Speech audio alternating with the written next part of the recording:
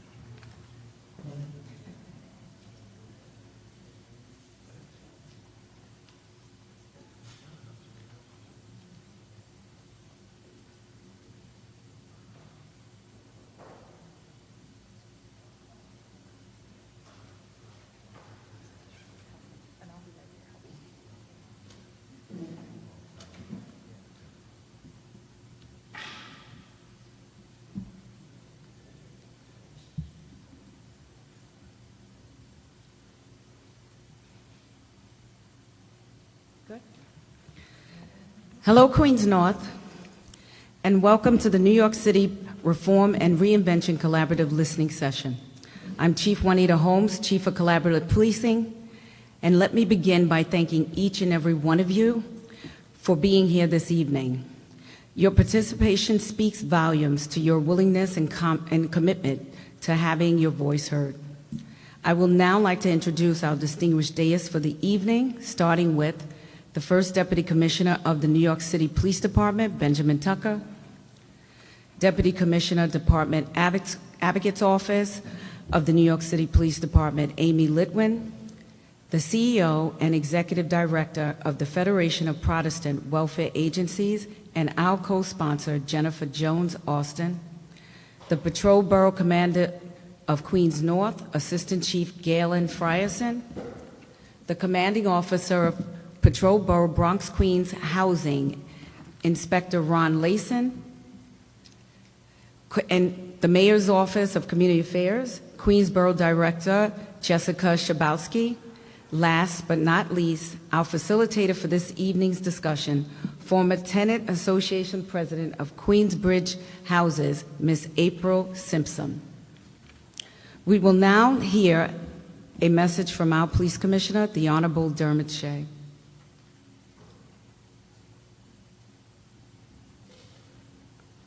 Thank you for assisting in our work with City Hall and our critical partners to collaborate on police reform and reinvention. This process reinforces our mission to partner with the communities we serve to enforce the law, preserve peace, and ensure fairness. For the last nearly 7 years, the NYPD and the city have worked diligently to increase transparency and collaborate with our communities to enact significant reforms in training, discipline, enforcement, and use of force. Nothing is more important than our relationships with those we serve. It's the foundation for our commitment to public safety and quality of life in New York City. Our diverse viewpoints are what strengthen our ability to protect people, build strong relationships with those we serve, and enforce the law fairly and compassionately. Much has occurred in recent months to test the resiliency of our city. Throughout it all, the police department has been committed to public safety in partnership with New Yorkers. but we pledge to find deeper ways to get better. Today and throughout this process, please embrace this moment for reflection to speak honestly about what you believe works and what still needs improvement. I also ask that you please complete the feedback survey at the end of this event. We joined the police department to help people, often in their most vulnerable time of need. We must never be complacent. Let us always embrace change, as we've done throughout history and as our future demands. And let us go forward together. Thank you in advance for your help. And although our police commissioner couldn't be here with us this evening, I could assure you that he's here in spirit. I now like to lead just with a brief overview of the New York City Reform and Reinvention Collaborative timelines. September began the planning stage. We are now in the community engagement phase 1 component. Drafting begins late December, and January there will be a posting for public comment. Tonight's agenda will be at 2 hours length, consisting of the following: 10-minute PowerPoint, 30-minute Q&A, and a 55-minute community discussion.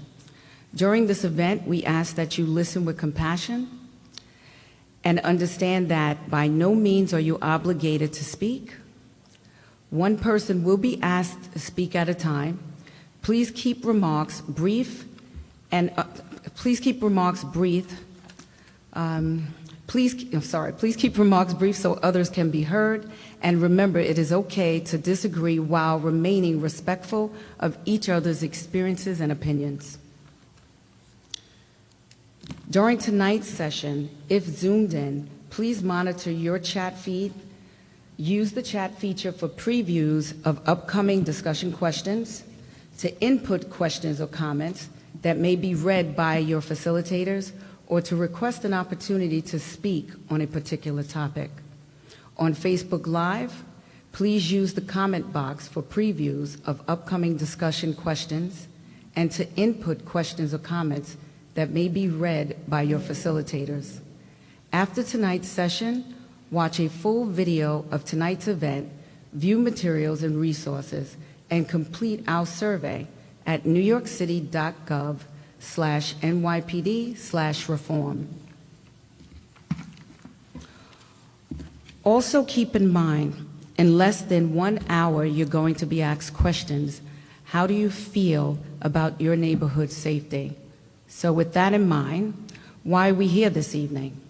This listening session is exactly how it reads. This is your platform to be heard. This is your opportunity to tell the police department, how do we restore trust and your faith in us? The most important role that you will have this evening is the role of an active participant. In order to create change, we need your recommendations on how your police department can best serve you. The NYPD is ever evolving, especially in the area of strengthening community relations. In 2015, the New York City Police Department transitioned to neighborhood policing.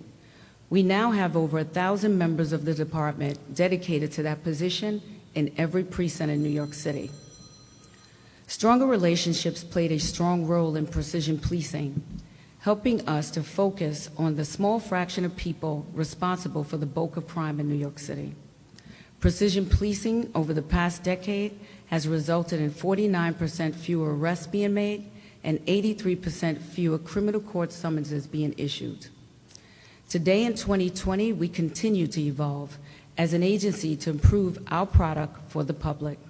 Starting with my office, Collaborative Policing, our mission is to find innovative ways to serve our community, improve access to services, enhanced community, government, and advocacy relationships, design creative crime reduction strategies, and increase non-enforcement options available to our officers.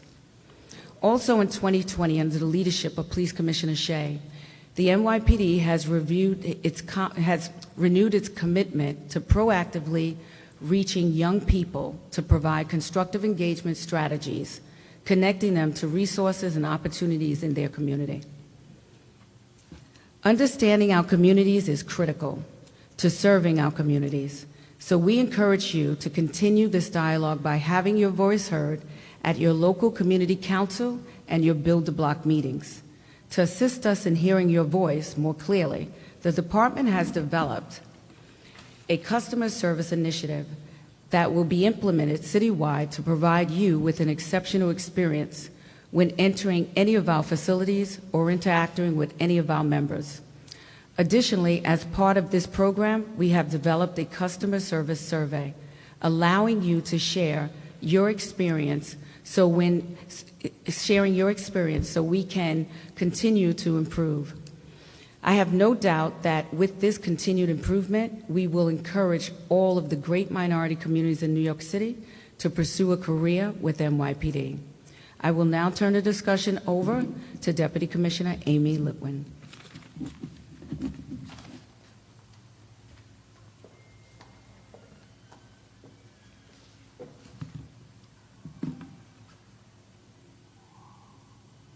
Good evening. Thank you so much for joining us. It's such a pleasure to be here. I'm going to share with you some important innovations and strategies that the department has embarked upon over the last few years. This is certainly not to suggest that our work is done, as we can always do more and we can always do better. So a huge part of this involves meaningful developments in the types of training we provide to our members and the frequency with which we train. For example, we have gone from providing in-person, in-service trainings for our members approximately 3 days each year to nearly tripling that number. In addition, we've expanded our training platform. We have worked to utilize online distance learning, through which we have delivered over 100,000 hours of training through 150 different available courses. Now that all officers have department cell phones, members of the department can access training videos and materials with the push of a button. Yes, smartphones are nothing new, but we are using them to not only enhance policing, but to better train our officers, which is something we are committed to continuing to develop. Some of the significant training programs that we have launched over the last few years include crisis intervention training to teach our officers how to best deal with members of the community who are in crisis, as well as fair and impartial policing training, investigative encounter training, de-escalation training, and our equal employment opportunity, transgender, diversity, and inclusion training.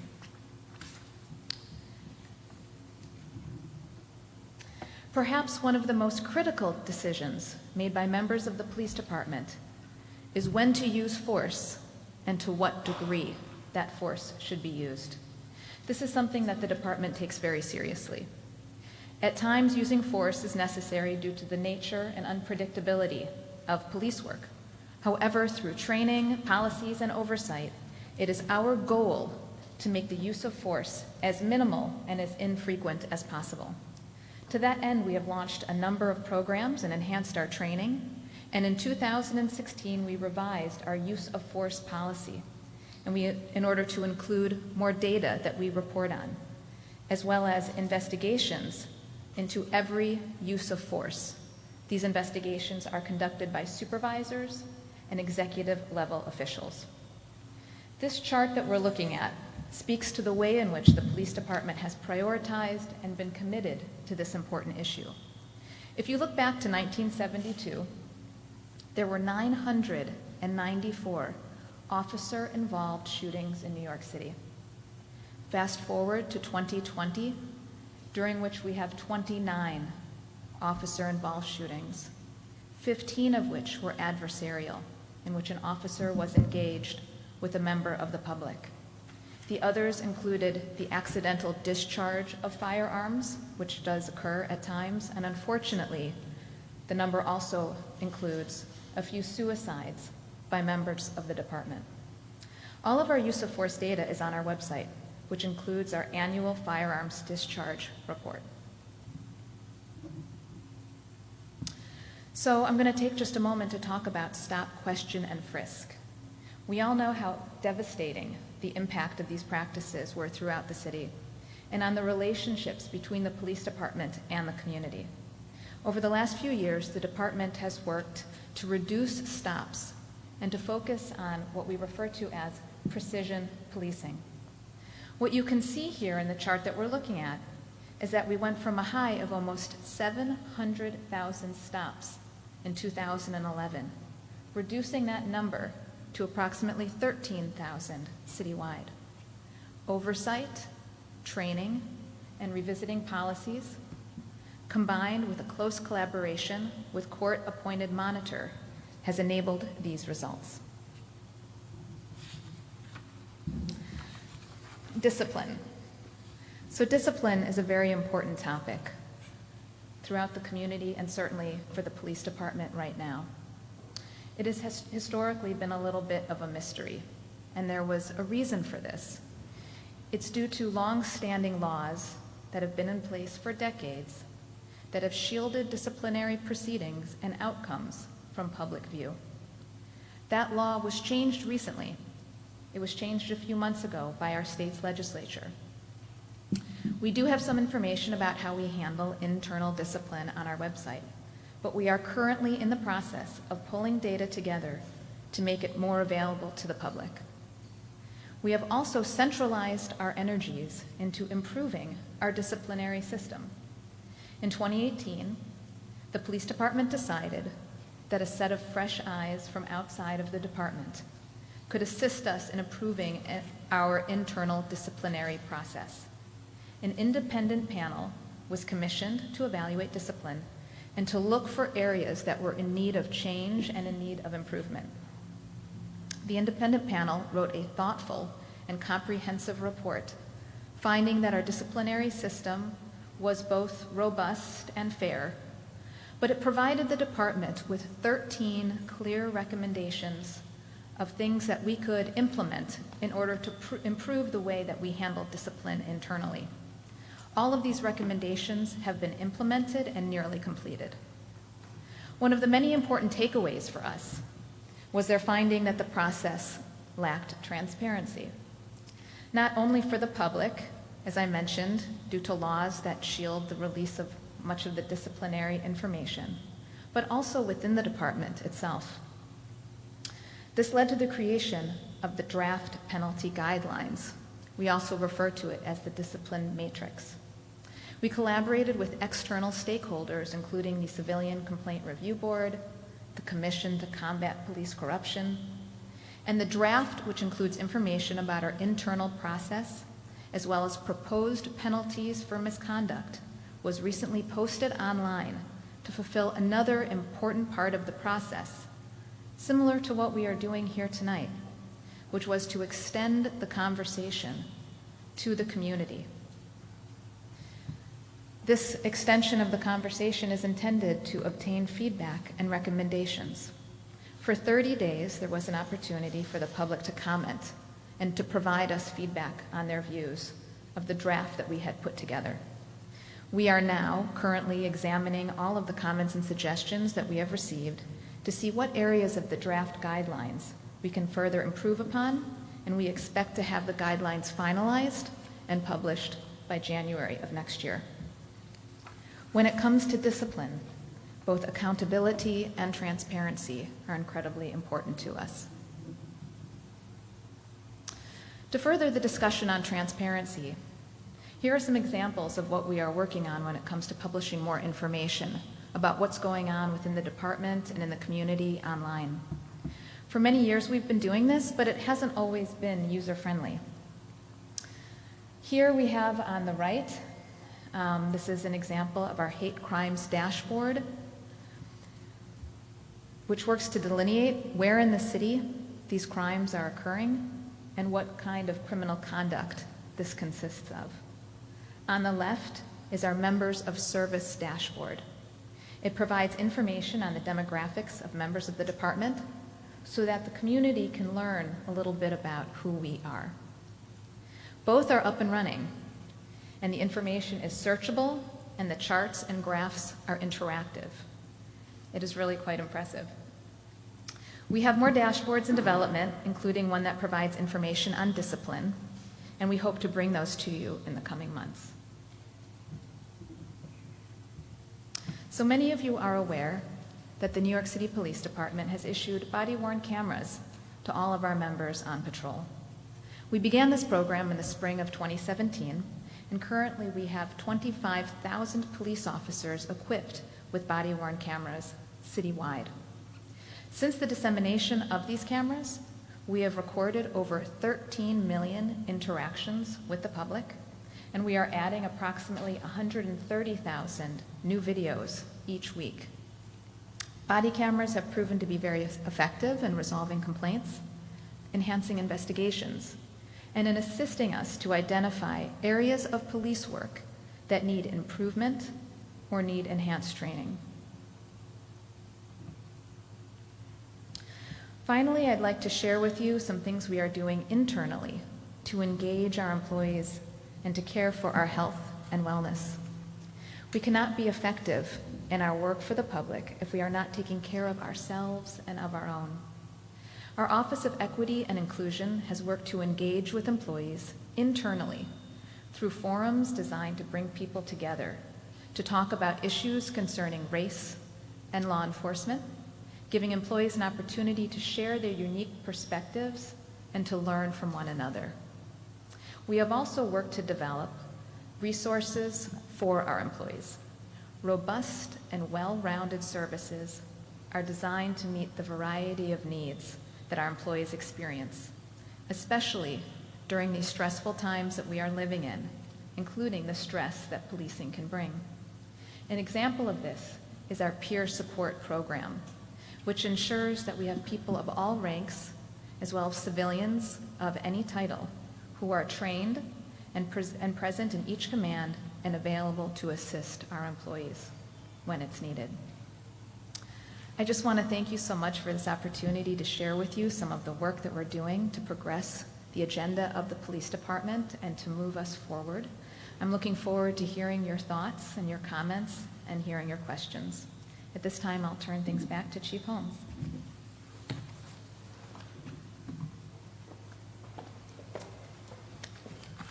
Thank you, Commissioner.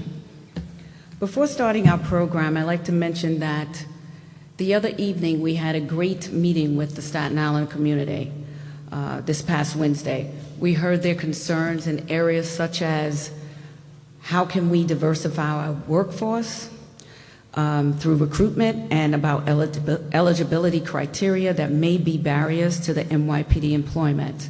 We talked about discipline and accountability. How many officers were charged with offenses, prosecuted, found guilty, and breaks my heart to say, terminated last year. We talked about transparency of disciplinary process as well. Staten Island raised concerns about how the police interact with police in emotional distresses, how police handle the emotional stress of the job, and how the current political environment is impacting officers' morale. People also asked about gun violence and drug use and how we can address those problems together. We can and will talk to you tonight about any of those topics and anything else you'd like to ask or share with the city, NYPD, and our co-sponsors from FPWA, Urban League, and Robin Hood. So without further ado, I will now introduce our facilitators for this evening, Ms. Jennifer Jones-Austin and Ms. April Simpson. Good evening. It's my honor to be with all of you this evening. It's my privilege to have the opportunity to have a conversation. That's what we're intending to have. These discussions over the course of the next 2 weeks are intended to give you all, the community, an opportunity to share what you feel and what you experience in your interactions with the NYPD. They're intended to help us, all of us, understand how to work best with the NYPD to make it as fair and as safe and as just in caring for each and every one of us, protecting each and every one of us. I can tell you that I've been with them now for the past, I guess, week to 10 days, and what I've experienced at every turn are individuals, leaders who are sincere about doing as much as they can to make this city what it needs to be by way of safety, public safety for all of us. So tonight we're going to have a conversation. And the conversation is going to begin with questions and answers. You'll have an opportunity to ask questions of the leaders who are here tonight. Deputy Commissioners, Deputy Commissioner Tucker, chiefs, and others are here to answer your questions. And then we're going to ask you some questions and hopefully have a dialogue. The overall goal, the aim, is to understand from you what you experience that causes you to feel positively about the NYPD, but also causes you to feel concerned for yourself, for your loved ones, for your friends, for your neighbors, for whomever. The ultimate goal is to learn and to make our city safer for everyone. April Simpson. I'm a Brooklyn girl, so just gonna put it out here right now. I'm a Brooklyn girl, but April, and she is from Queens. Kick us off. Thank you. I'm actually right down the block. I want to thank everyone for having Come on out. Let them see you. Come on out. See, be seen. You're being blocked by the monitor. Yes. Is that good? Okay, good. Come on, hang with me. Well, good evening, everyone. I want to thank all the brass for having us do this. The community, for you sitting out there, the ones that are online, as Jennifer was saying, this is an opportunity for us to really speak to the NYPD about our concerns on what's going on in our community. The police are part of our community. A lot of times, we often think we're separate. We're not. And if we don't come together, we're going to have a lot of problems later on. I hope I'm not like, what's his name with the fly on his head? No. No. I got you. I got you. Hey, is he still on my head? You're good. I got you. Got you. You know, I got to put some levity into this, but we also have to be serious about what we need to pose to our brothers and sisters. Because if you think about it, we're really all in this together. Amen? Indeed. Thank you. That's all I have to say. All right, so we want to begin with questions that you may have. And so we're going to be moving, engaging with people both in the room and people who will submit their questions via Zoom. Why don't we begin? If someone has a question here, let's begin with you all here. You came out. We'd love to hear from you. Mr. Taylor, can you stand up, please?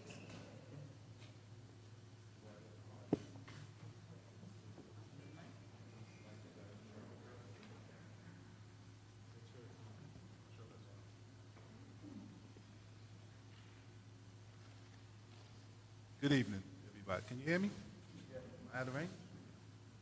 Okay, one of my questions was already answered. It had to do with, the changes that the discipline. I think the PowerPoint was very informative. I was asking about the movie, Civilian Complaint Review Board and how that PowerPoint I don't know whether they got on the site for me or my other just basic concern had to do with I just see a lot of disparity when it comes to this pandemic. That's really, really disturbing. That one couldn't hear myself. Thank you. I knew something was wrong. So, I'm seeing a lot of disparity the way enforcement is going with the rules that's, the city has imposed on social distancing and wearing masks, and we've been having these incidents come up where, these large gatherings have occurred, and I'm just wondering, how is NYPD trying to address the disparity? Because, in that say, and I don't want to be, insensitive to culture or religion or anything like that, but it just seemed like the Hasidics over there in Brooklyn or wherever that was were social gatherings just in defined, probably still are, whereas they raided a park, arrest, and there's evidence that they did do something to try to enforce that rules in certain places, but it's usually places that, of color or different kind of community, I should say, And so that's just one of my main questions, that how do we go about making that appear to be, because we're all, like she said, in this together, even in this pandemic. So how do we address that disparity when we see this group is not being told or punished for their behavior, but others are? Yes, thank you.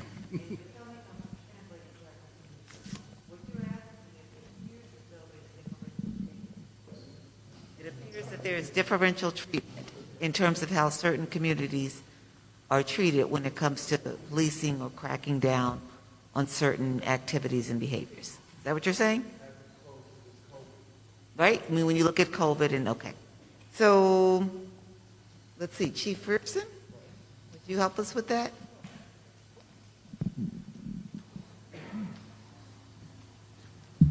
Good evening, everyone. Good. Thank you for coming out tonight. It's good to see you. See some friends in the audience. To directly answer your question, we here in Queens North have been dealing with that with communication, education, and not enforcement. All right. So we responded to scenes where there have been large gatherings. We've been handing out masks. We've been communicating. We've been doing training, and that's the way that we deal with COVID here in Queens North. Again, citywide, there's been different levels of enforcement with the Sheriff's Department and other folks, SLA and other things like that. But here in Queens North, it's communication, education, and training. That's the way we handle it. So I hear that, and I think that what we just ought to note, we don't necessarily need to delve into it anymore in this conversation unless people would like to, but I think that we need to look at if there is a perception and understanding or lived experience of differential treatment when it comes to how certain communities are policed, COVID or otherwise, then that's something that's a real concern. And if we see one thing happening in Queens North, but something else happening in Brooklyn, we need to understand why that's the case. Is that fair? Okay. Is there another question that you have? Or okay. Does anybody else want to speak on that? Pick up on that? Come on, talk to us. Thank you, and God bless you. My name is Robert Amoros. I represent the 115 precinct. I'm one of the laser there, together with my pastor. One of my questions is, how long is the training for the police before they come out on duty? And how long? I don't know. And also, if it can be reformed, the time that they provide the training. I'm going to ask a minute. Okay. Go. So the training is currently 6 months, but because this is a listening session, I just want to know, do you inquire because you feel that the training should be longer? And if so, why?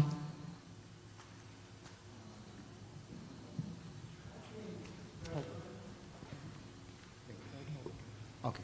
Yeah, I think that personally will be better to prolong the time, and the way that not all of the police, but some police act, I think that it will be better to extend the education. So it sounds like you've experienced some sort of behavior that you think training would address. Are you at liberty to share, to elaborate a little bit more? Because that's the only way we're going to actually implement change. So we really, if you're comfortable, I would really like to hear what it is that you've observed and you feel that training or extending the training would address. Well, I think on the behavior, the way that, again, I say, not all of them, but I think that on the behavior that they operate on the street, especially when they treated the minority. Yeah. You said behavior, I heard that. You said especially with treatment? When they deal with the minority. When they deal with minorities. And you feel that training, extending the training would accomplish that? Yeah, it will help better. Training in the area of community engagement, On the community engagement, yes. Okay. Anyone else that would like to elaborate on that? So behavior. Thank you for sharing that with us. Thank you. Let's go to a question from Facebook. I have Susan, GT Brooklyn. Mental health calls. Repeat mental health calls are answered by different sets of cops. How can you change this? Same with turnover. Would that be a question for, It has to do with mental health, so is that about training? Is that about workforce? it would probably fall under training for Okay. the different areas where they have to Commissioner deal Tucker. with mental illness. Good evening, everyone. Good to see you all out there. So, yeah, mental health, and I can comment a little bit on the prior question because I think the training we provide is actually pretty comprehensive, and so I don't have a real sense of what you were talking about with respect to why you think it should be extended, but the goal is to make sure that our training is thorough, and as you heard in the early presentation in the slides, that training is 6 months long, and we spend an awful lot of time focused on issues that we know have been the concern of communities, particularly communities of color. Stop and frisk, de-escalation training, being able to respond to calls for people who are experiencing mental health challenges is something that we pay attention to.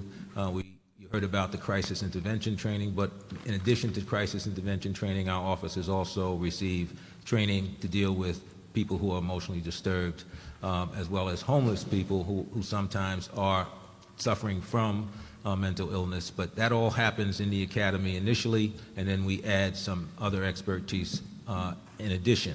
So the training is comprehensive to the extent that there are challenges when officers respond and they don't respond as they should, and there are issues that come up around those encounters, then we have to look at that. That's what we have the supervision for.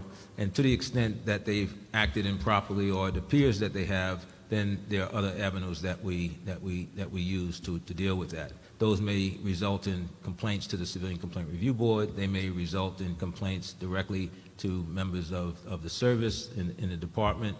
In any case, we will deal with those complaints as they come in and address them through the disciplinary process.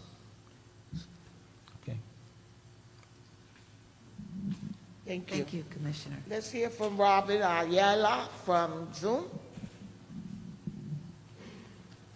Good evening. I thank you for giving me the opportunity to be able to ask the question. Just very briefly, my question basically was that I live right by the 114th precinct, and one of the things that I see, because I'm actually a pastor and I attend the church out in Brooklyn, and one of the things I see is that within the community, the very people that need to be able to be involved don't get involved. I don't know if it has to do with lack of information, if it has to do with distrust of the community, if it has to do with, the very environment, political environment, just what's going on right now. And this actually hasn't changed. I actually worked way back with Congressman Charles Rangel up in the Washington Heights district, and it was basically the same thing back then. I see the same thing now, and it bothers me when I go to these meetings and the police officers are there, they're ready to work with you. I've, spoken to Monique Holly, who's actually our community liaison here. And one of the things that I see is that these meetings are not well attended by the very people that really need this. And my question is basically, how can we do this? I don't know if it has to do with work schedule, because I know there's families, single mothers, whatever the case may be. What do you at the NYPD find that stops us as a community from being able to attend this, and how can we help you?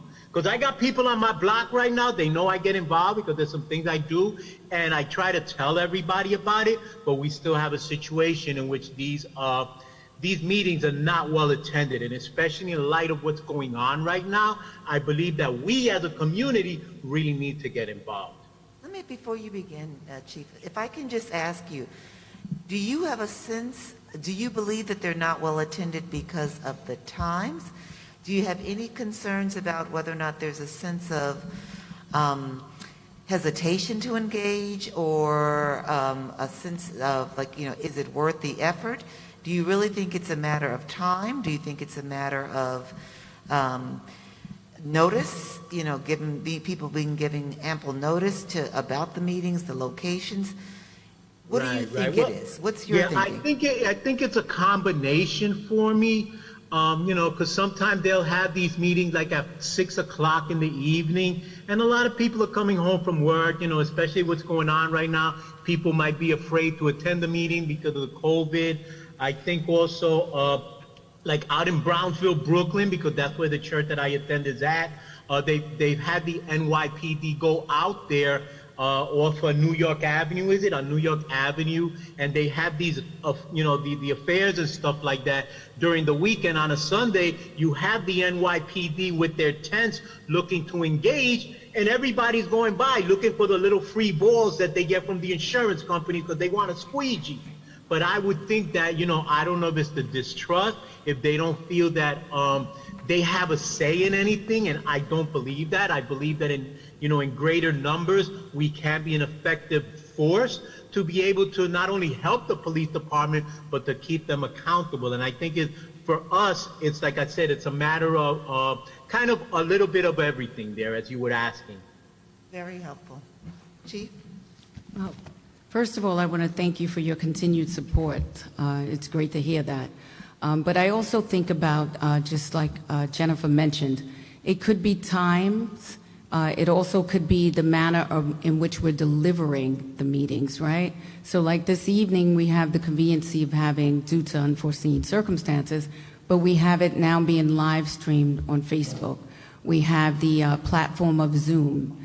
So I'm thinking that maybe, first and foremost, I hope and believe that most of your parishioners are attending the meetings. But I think we're getting better at our delivery, at least taking a look at how these meetings are being delivered. And it's something we've been talking about as most recent, in addition to working with the community and hoping to accommodate you by rotating the times, by rotating the locations. A lot of times community council meetings are consistent with being the same time and the same location. And I think to be fairer to members of the community, depending on whatever precinct it is, I think the time changes as well as the location changing will help to accommodate maybe just getting more community members to attend. I think that's great. And so Thank what we're you. hearing a lot is about the We have importance of a community gentleman, engagement. Can we go over here? yes. Okay, good deal. We have a gentleman that is here that wants to make a comment, Mitchell Taylor. Please stand up. Thank you. Chief Tucker, Chief Holmes, to Jennifer, and to all the distinguished police here on tonight. First of all, I'm Bishop Mitchell Taylor. I pastor the Center of Hope International right here on 40th Avenue in Long Island City. April Simpson is my member, but she says I'm just whatever, Okay. But anyway, I'm here tonight. Bishop. Don't start. Well, I got to get you. So I'm here tonight on a couple of hats. Number one, I've been a police clergy liaison with the 114 since 1989. And I'm proud to say that I've worked in alliance with the NYPD for many, many years. And then I served 9.5 years on the Civilian Complaint Review Board. And the reason why I wanted to comment is because I was chair of outreach. And when I was on the board, we would have our meetings 10 a.m. in the morning, 40 Rector Street. No one would show up from the community. All we would have is reporters and people that would come that really wasn't really a part of the real public. So my objective was, how do we get these meetings to the public? And so my first job was to stop having meetings at 10 a.m. at 40 Rector Street. And we started moving the Civilian Complaint Review Board meetings to the boroughs. And that's how we started having all those meetings in Staten Island and Brooklyn and public housing, community centers and things. That was our design when I was on the board chair of outreach. So I think now with the advent of COVID, you know, getting to all these meetings physically in a tactile environment for busy people, moms, dads, people that work, is very challenging. I think COVID has taught us that we could do this electronically, virtually, and we got over 300 people right now watching this event. Some of them are trollers that are here to disrupt the meeting. We're not talking about those. But people that can be driven to a meeting like this and participate from their home, I think that's a game changer. So doing more things like this, I think, is very, very equitable. Thank you. Thank you. Agreed. Thank And you. I agree. We're going to hear from Lauren. Did you want to comment, Chief Holmes? No, I just said I agree, and thank you so much for your comment. Okay. Next, we're going to hear from Lawrence Litsky from Zoom. Yes, hello. Good evening, everybody. Good evening. Good evening.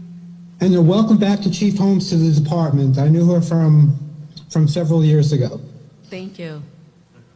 Yes, every day I'm reading about high-ranking officers that are turning in their papers and retiring. This is a major problem for the department. Many or most of them are doing so, I believe, because of the stranglehold that's being placed on officers from the mayor's office. And I know a lot of officers who have talked about retiring because they're afraid to do their job, to enforce the law.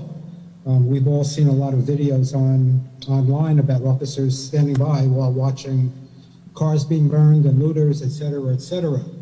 So I guess my basic question is, also these senior officers have been mentors to a lot of the younger officers coming up. What can the department do to stem the tide of all of these retirements? Commissioner Tucker.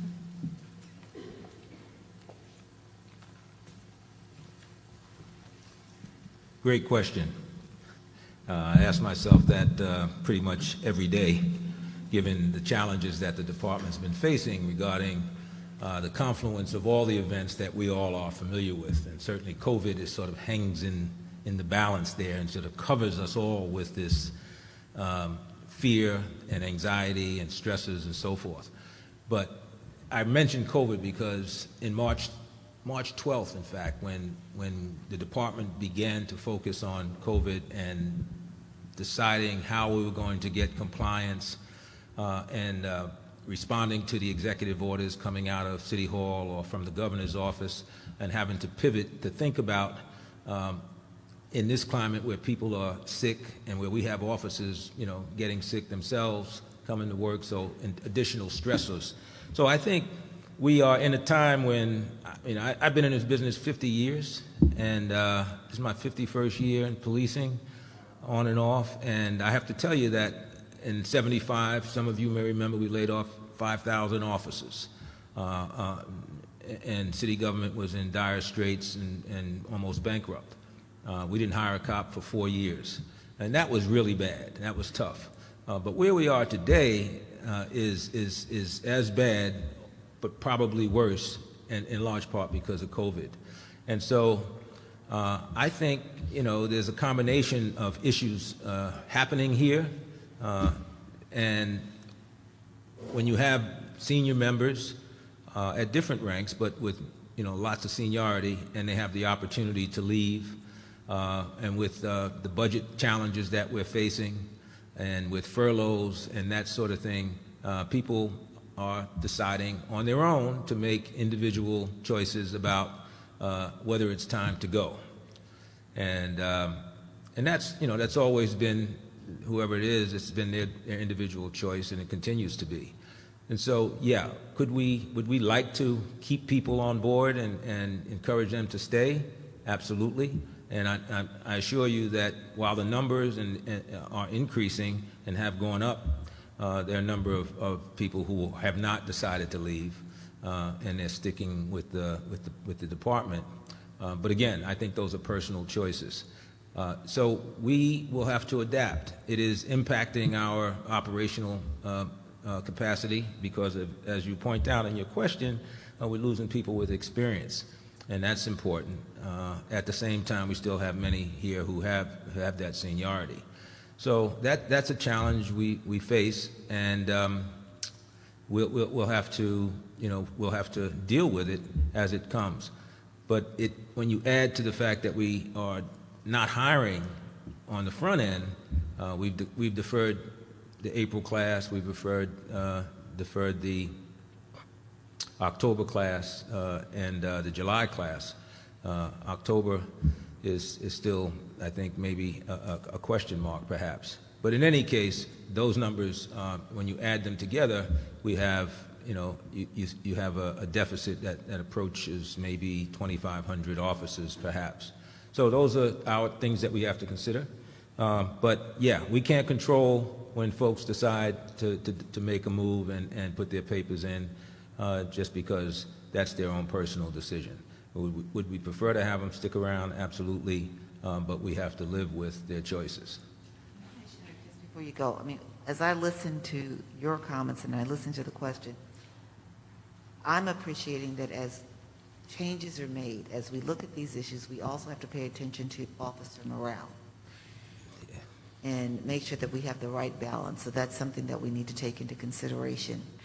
And the community needs to understand that that's a factor as well. That's an excellent point. Thank you, Jennifer, because officer morale is paramount. It's just something that we've struggled with all the time, but certainly in this climate, we've paid careful attention to it. And just yesterday, I spoke with a group of officers. These were officers who were in the October class of the previous year and were scheduled to graduate but never had a graduation and were put into the streets, along with the January class, which we put out in late June on the streets. Again, we needed them on the streets to cope with the challenges that we were facing, both the high crime increases as well as the challenges that we were facing with all the protests that were taking place around the city. So huge challenges with personnel.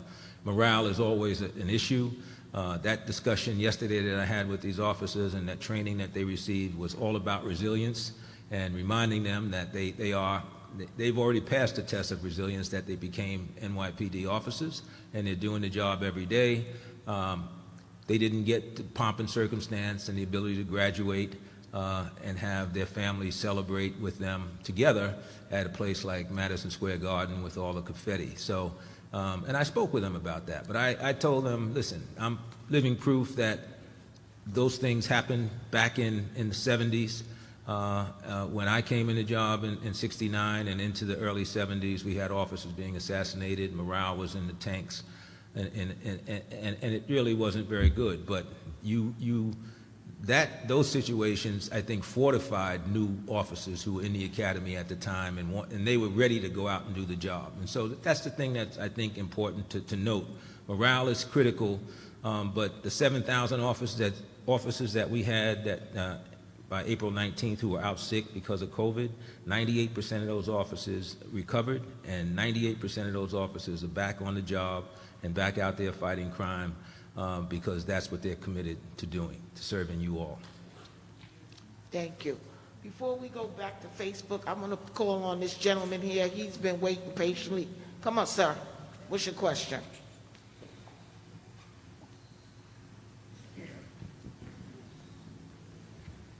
Good evening, Chief. Before I came here, I just came here to say thank you to the Chief. That's why I joined the meeting tonight, but I don't prepare to want to speaking. But I think this is a very good opportunity that a minority of the Asian American, I think this is the opportunity I can say thank you, because if back to the Flushing Queens, we have a lot of businesses in cash. I even see the commissioner for many times. But if the NYPD doesn't do the good job, 109 doesn't do the good job, that my community, since 1990 until today, you are unbelievable. The economic, the business is getting better and better, but all back to because the 109 do their job to protect us. Because in my community, a lot of cash talk, $1, $2, because of the population, you never know how many population, even I don't know either. Because, we have, I can tell you, maybe 2 times or illegal stay, however it is. But they are here and make a contribution back to the society. So that's the reason why, in March, when Mayor de Blasio come to Flushing, he want to build up the economic, and he eat lunch with me. And the news show, I teach him how to use a chopstick, but it's not true. He don't know how to use. But however, after that, some people brand him, then in the corporate, he come to Flushing. So I feel very sorry to him, but then they call Chinese virus. Then my people become very angry, and they're asking me, hey, how should we do? I say, hey, no complaint. We just show our appreciation to tell the other people how good we are. So I contribution 200,000 KM95, and a contribution 2,000 the military to the mayor office, the emergency center. But in that time, this is very expensive. I be honest with you, that cost $800,000. Okay, but I already buy 250, and you were asking me why I didn't give all I have, because I heard the news. Someone don't want to give the NYPD mask, and I feel very angry. So I went to the north to contribute the 50,000 KN95 and 300 the military. So I want to say is, as chairman of the Lunar New Year's Parade, I always have appreciation all the North Queens to help and 109 precinct. So I will always call my inspector is the King of Queens. Be honest with you, if you know, my name is Peter too. I don't care about the politician. In my eyes, even Flushing Chinese Business Association, we are 501c3. But be honest with you, I never take any grant from any level of government. So I just want that other people come to Flushing, respect us like we respect them. But I always have appreciation to the 109 precinct and appreciation to Queens North. So now, the second question is, I want to speaking for my 109 precinct. Sir, can you wrap it up? We have other people and we have... Yes, I just give me 1 more minute, because a lot of 109 precinct police officers work with us. And be honest with you, they never pay attention.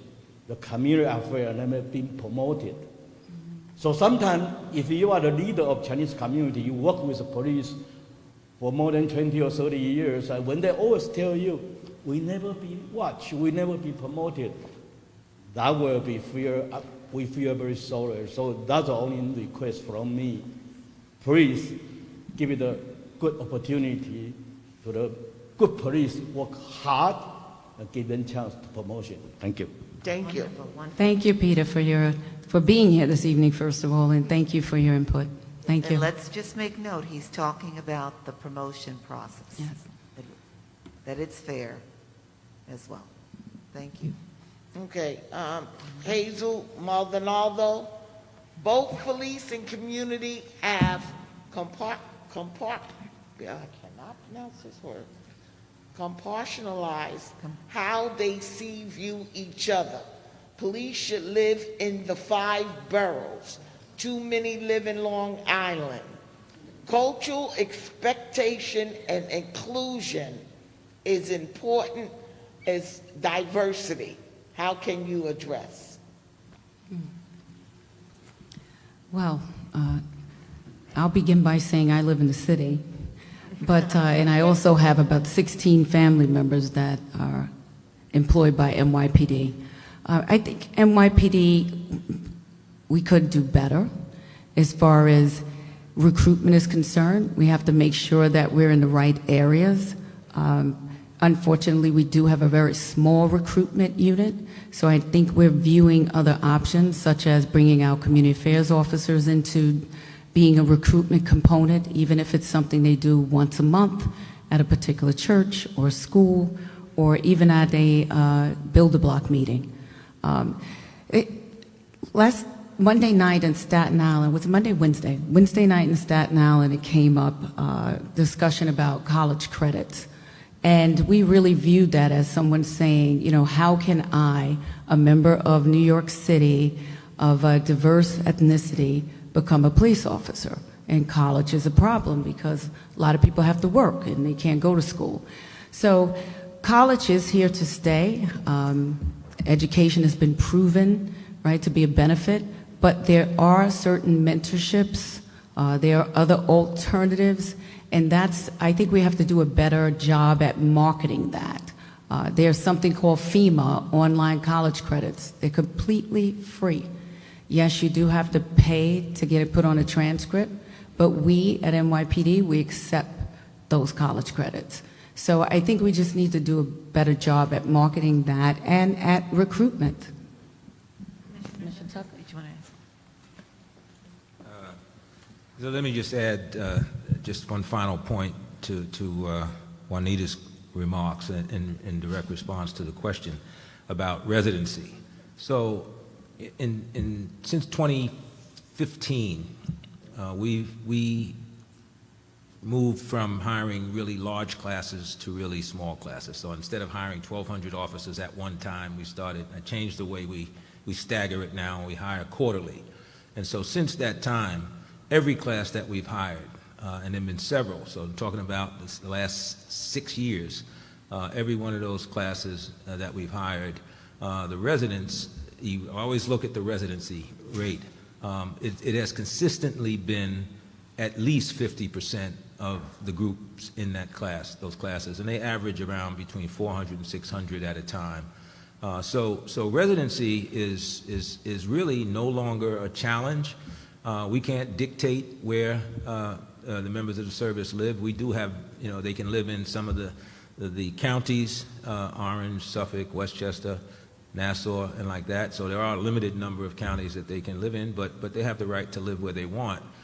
What I think about mostly, and this question comes up often, but what I believe and what I believe to the core is we train them well. We expect that when they come to work, they come to the city, they do their job, and they do it according to what's needed and how to keep the communities that they serve and do the job well. That's what we expect from them, and that's what they, I think, in the majority of them, that's what they do. So, you know, don't judge them by where they live, judge them by their performance in your community, and when you see that they're not doing what's expected, then you take action, you call, you make it known to their commanding officers or whatever other method you think is important. But we want to hear about it if that's the case. You know, and if I may just quickly add, my knowledge is I have less knowledge than does the NYPD about this, but I have worked in government for many years. And one of the things that people don't often know when they ask that question is that some of these rules or allowances have been put in place because of recruitment reasons and retention reasons. And as we all know, everyone in this room and on Zoom knows, it's expensive to live in New York City. And so over the years, sometimes they've had to make allowances to bring people into the NYPD, the fire department, in order to have people in place doing the jobs. It's not that they're choosing certain people over others. It's just really trying to recruit and retain people to do the work. We just need that balance to understand that. Before we call the next one, I just wanted to say to Chief Holmes, I think it's a great idea to promote the other areas of the NYPD that people can get into that can't get a college degree, because you have people that it's different types of learning and different levels of learning. Tactile, some people are great with their hands. So if you guys would promote more the other areas that could be obtained as far as employment, I think that would help a lot. Let's go to a question from Zoom. Samantha Cafero. Hi, how's everybody doing? First, I just want to thank everybody for being here. Well, we both have a question. Due to the rising violence with guns, and due to the dismemberment of the plainclothes department, what are some ways that we can help combat and get these illegal guns off the street? Yeah, thanks. So although we have disbanded the anti-crime unit, the plainclothes unit, I have you know that gun arrests are up, I believe it's 7% in comparison to last year this time. And then for the month of September, and correct me if I'm wrong, Commissioner, maybe gun arrests are up probably about 90%, if not approximate. So officers are still making gun arrests, I can assure you. They are taking guns off the street. Yes, it has been an increase in violence. You know, we met with COVID-19, the economic stresses that's been placed on us as a result of COVID-19, our ever-evolving legal system that I know leaves a gap for bad actors. But with all of that, we are still out there doing our job. Next we have Emily Kaufman from Facebook.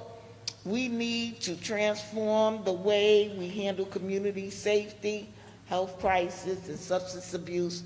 How do we take the burden off police to do jobs they aren't trained to do? Well, that's happening currently. As you know, we had a homeless outreach unit that's been disbanded.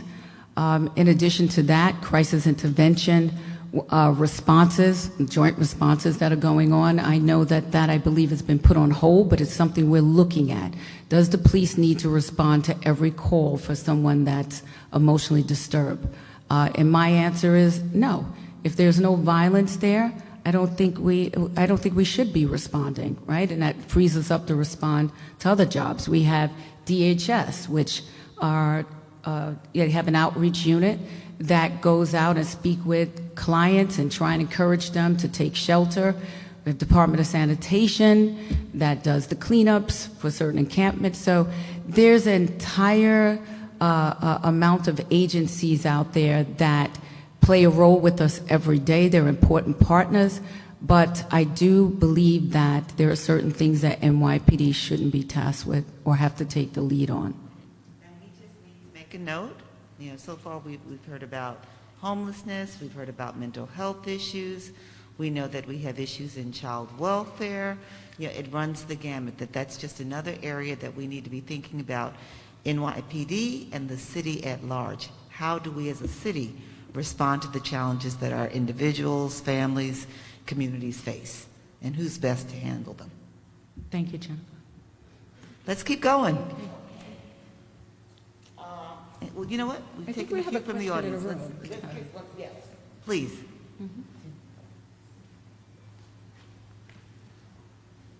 Hi, my name is Lynn Schulman, and I'm from Forest Hills, Queens. And Chief Holmes, you mentioned in your remarks earlier, you mentioned trust. And it's very critical for the public to create trust between the public and those that are hired to keep us safe. The job of the police is public safety. But how can the community trust the police during the pandemic when they won't even wear their masks? And that is such an important symbol for so many. And the appearance and or the perception of those who won't or don't wear the officers that won't or don't wear their masks is that either they're not interested in public safety or they feel they're above the law, and so that's something that needs to change, and so I want to present that to you. Hi, Len, and thank you for being here. It's great seeing you again. I agree, agreed. And the entire department, from the police commissioner on down, agrees. And I think if you take notice, with my one exception right now, the majority of officers, you will start to see improvement on that, because it's a message that's pushed out every day. I think I hear the recording, I don't know how many times a day, where it's being pushed out to wear your mask. And I know that the commanding officers, borough commanders are encouraging that. Yes, will there be someone who may not take it as seriously as they should? You know, and if you see that, listen, just mention, where's your mask, right? And sometimes you can shame people into doing what's the right thing to do. But thank you so much for your input. Thank you. We're going to go to Danielle Stewart from Zoom.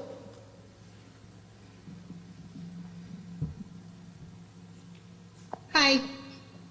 My question is about the responses to protests. What I noticed earlier in this year was not good. The police showed up very agitated, and they just seemed to be bullies and just agitating already agitated groups of people and escalating violence. So I want to know what's being done to prevent what we saw earlier this year and to better train officers or change tactics in general to do a better job with peaceful protests and not escalate them into violence. Commissioner Tucker, forgive me. I've got Chief Fearson on my mind. Yeah, it's all right. You call me Ben, and it makes it a lot easier, you know? So the protests. Again, you know, we've already spoken about just the climate we're in with COVID and everything else, and certainly the flashpoint of Mr. Floyd's murder really has raised the bar in terms of how people feel about law enforcement generally, and certainly how they feel about how we, the police department, handled the protests. And I think, I don't know where you characterize it in a certain way, and so that's your perception of how things were, and that's okay.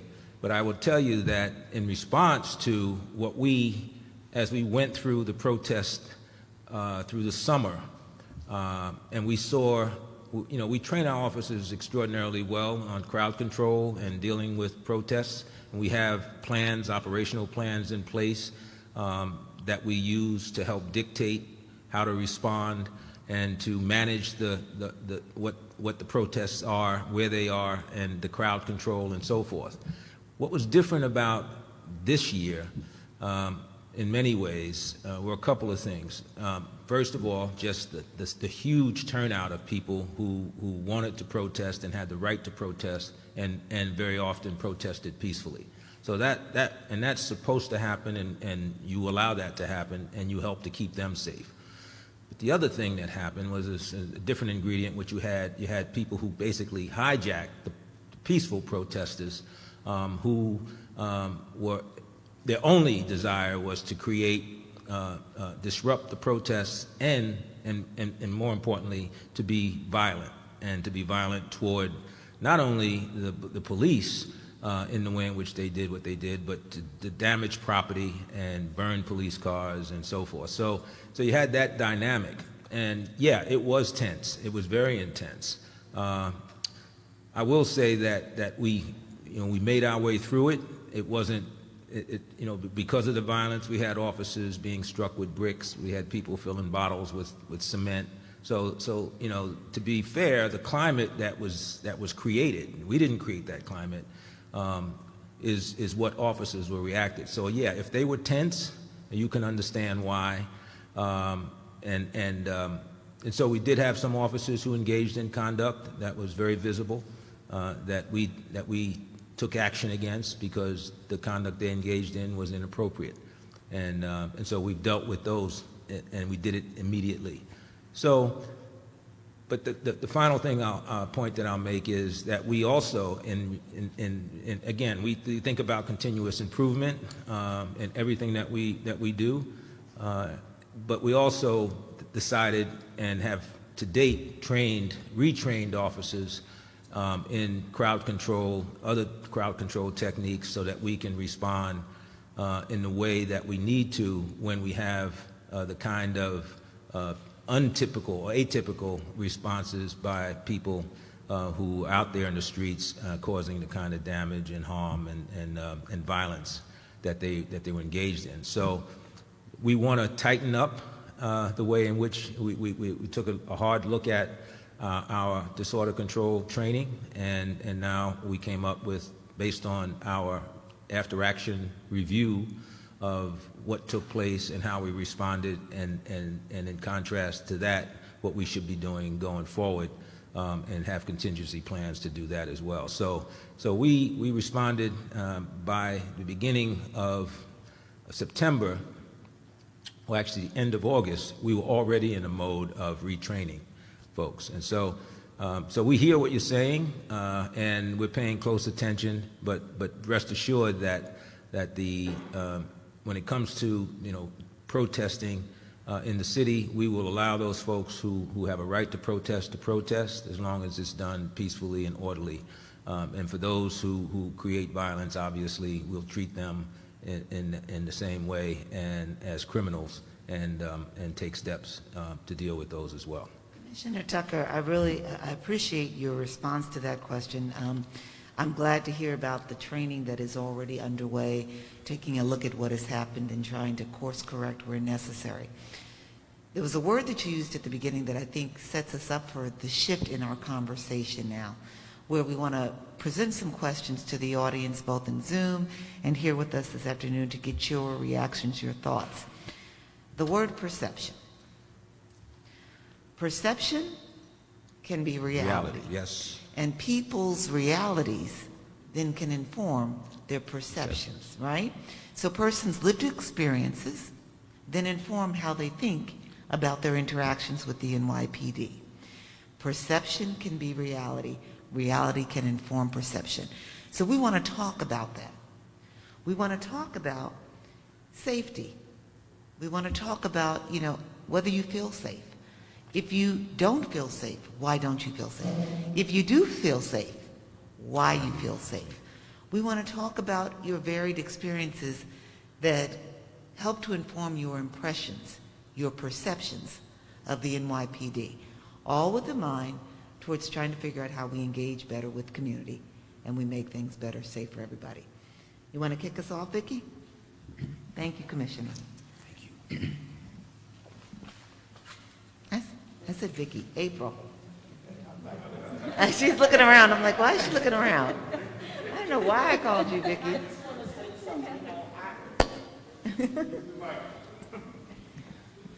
My mouth is big. I love it. Thank you, Commissioner. One of the things that was very warming and heartening for me was watching it on the news and on TV, the protesters.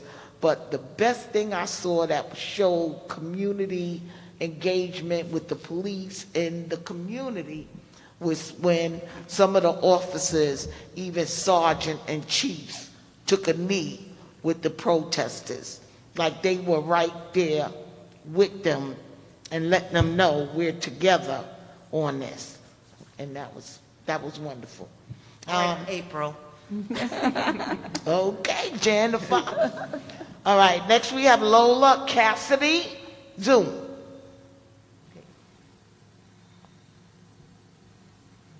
I would just like to make a statement in regards to diversity and inclusion. Because we are now more virtual, we're more digital, I think that you have the opportunity to use this digital space to reach a larger audience in regards to engaging, especially Black and Latinx communities. You have social media, you have Facebook, and you have other social media platforms to really, seek those that are interested in becoming NYPD officers. Secondly, you stated that we shouldn't be concerned where an officer lives, and I take, exception to that because it's about cultural astuteness. In Queens, we are very diverse, from South Jamaica to Northern Queens, from Far Rockaway to Baisley. There's different cultural nuances that an officer should be trained in. And secondly, in regards to dealing with those that are emotionally disturbed, those that are on the spectrum, we don't want to have another Elijah McClain, where officers do not know how to handle those that are possibly on the spectrum or has some type of emotional disturbance.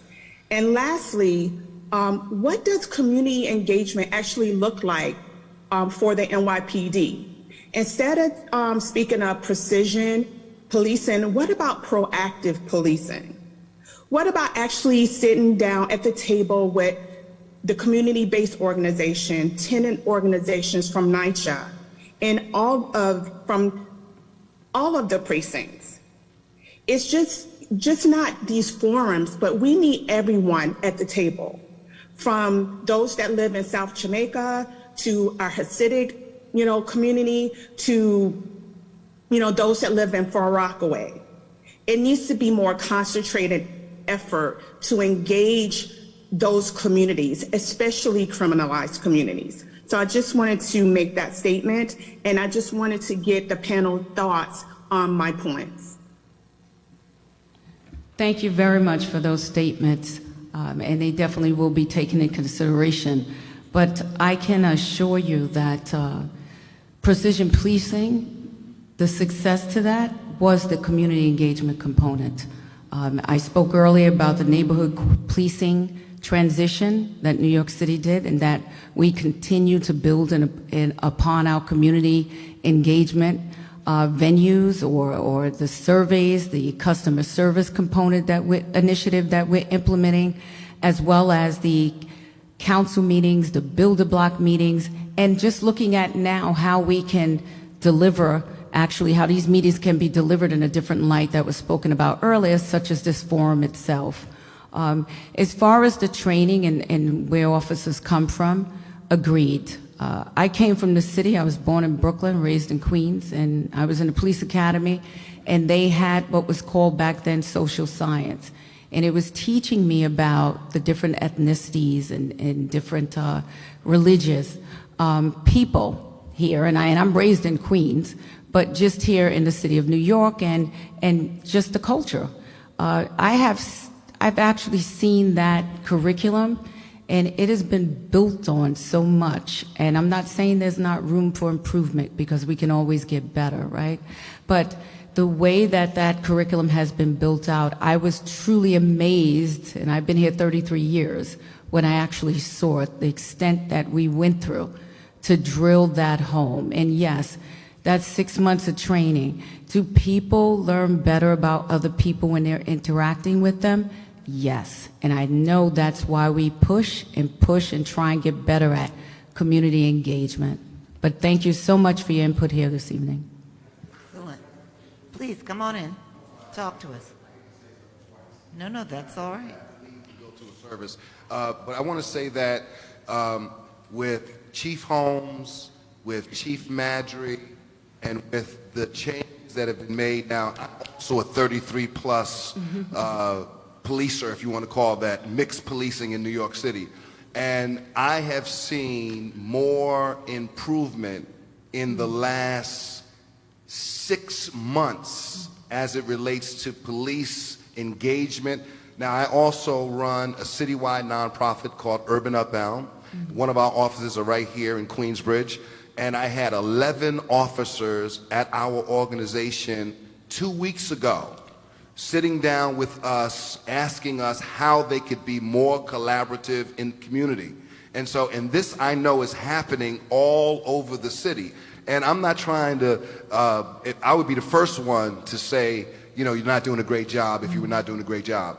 And I'm not saying that there can't be improvement, but I want to just say that I know I'm feeling it now, you know, and before I didn't feel it. And Commissioner Tucker, you know, we've talked about this in the past, but I'm really feeling the change now. So I'm sorry that I have to leave, but I just wanted to say that. Thank you for your input as well. And just another comment on that note, please, if it's something we're not doing, invite us in. Maybe we just missed you, right? The NCOs, they're tasked with a lot, knowing people in the community. We made it a point to make sure that they stayed in the same area. That way they familiarize themselves, not just with the residents, but the people working there. So I think us as residents in New York City sometimes have an onus also to say, hey, you forgot me, I'm here too. Thank you. So we are at that point in the conversation where we're going to ask you not to ask questions, but to talk to the NYPD. So I'm going to try to do this as politely as I can and be as deferential as I can and ask you to please take a seat. I will. Thank you. And it's time to listen.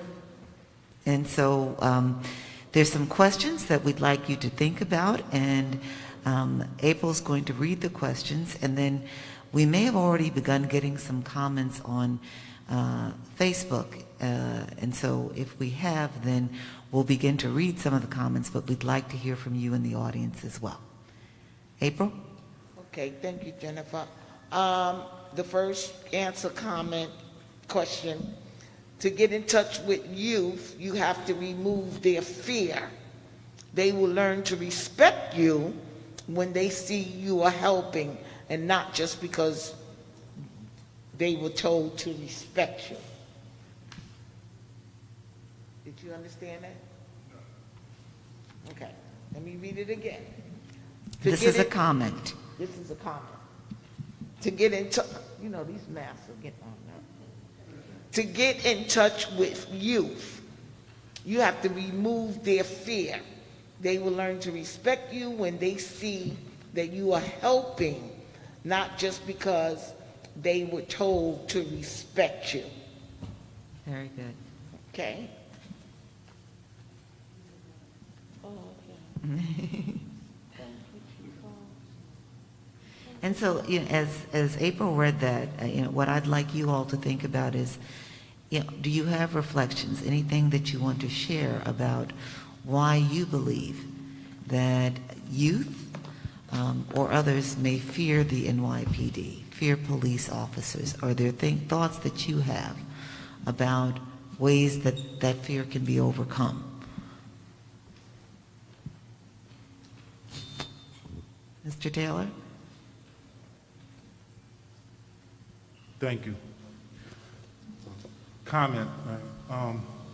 I was kind of, back in 1987, 88, I was approached by police officers thrown up against a wall and was accused of a crime, right?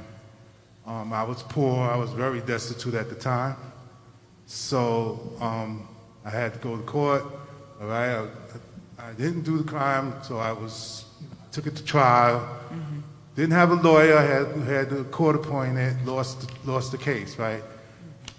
Got almost the max because I went to trial, right? They gave me like 7 to 21 years. I had to serve that time.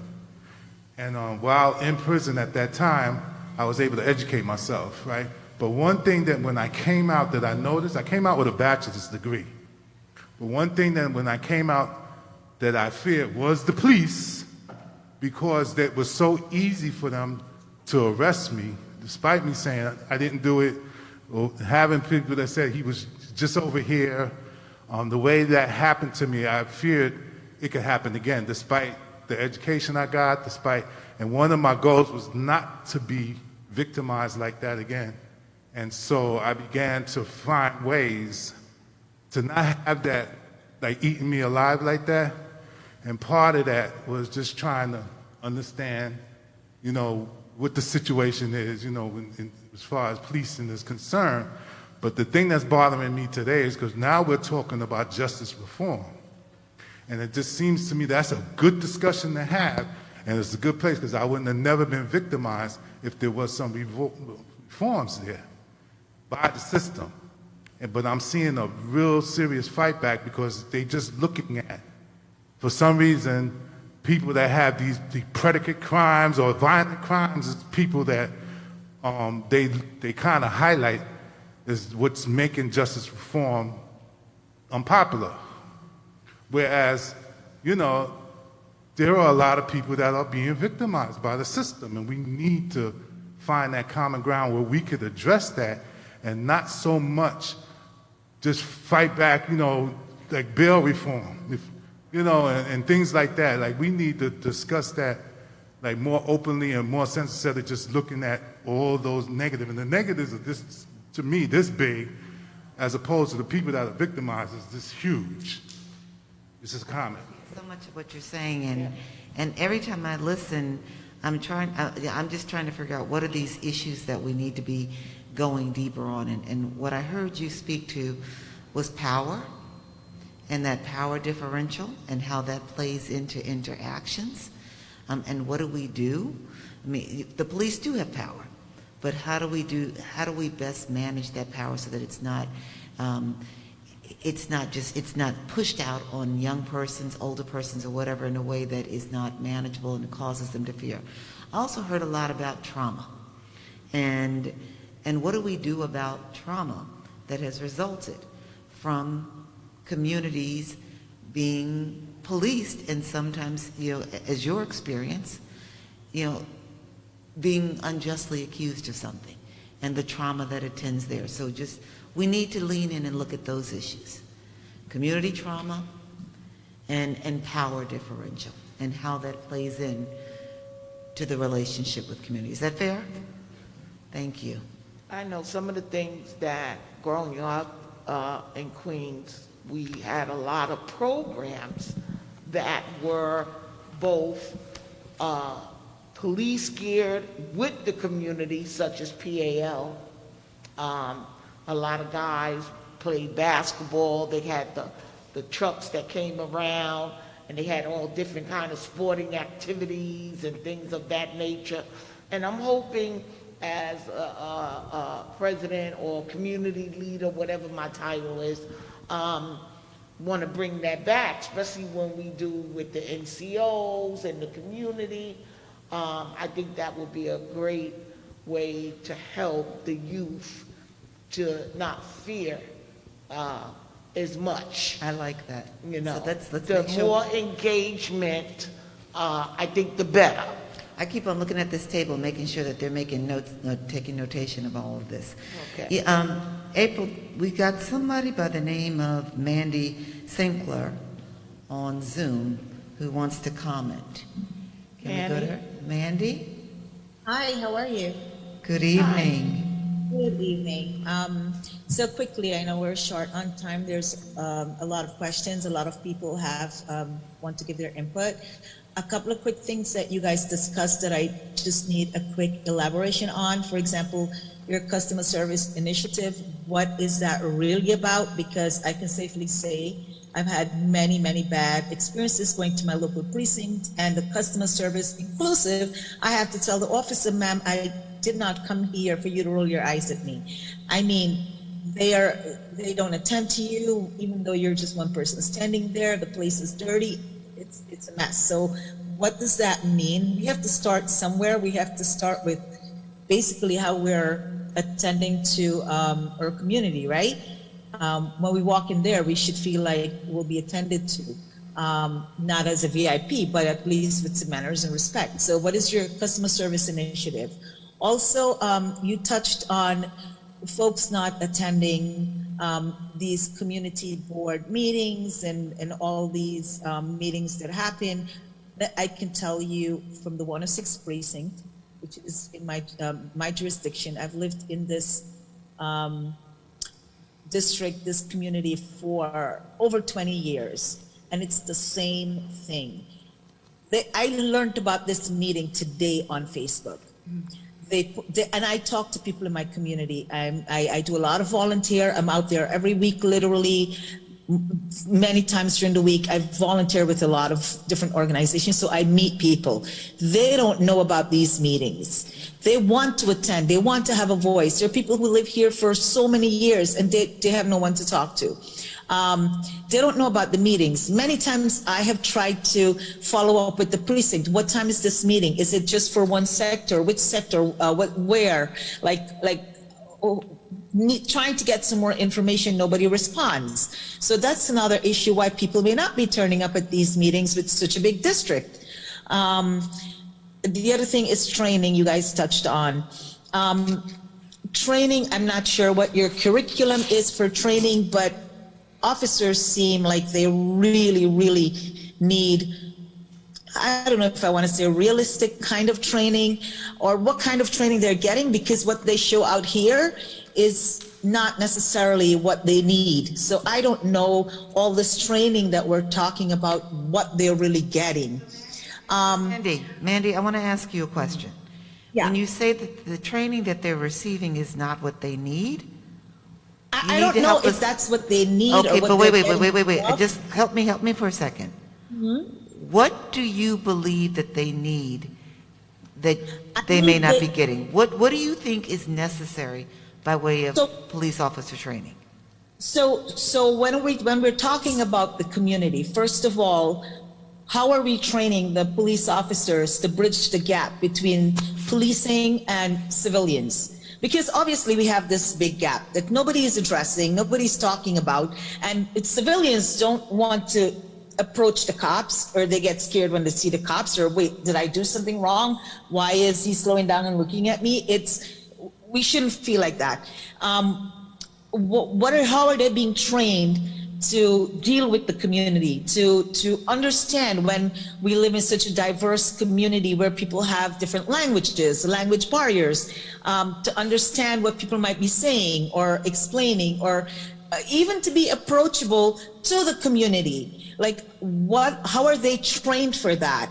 And I've had many conversations with police officers in my community. I've had conversations with the community affairs people in our community. I've had conversations with the president of the community board 9, and have so many times says, find a way.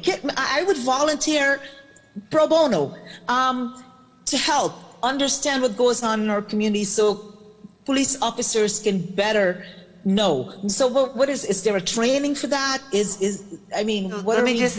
Mandy, thank you. Unfortunately, we've got to keep moving because there are a lot of people who have comments and want to share, but I appreciate what you're saying.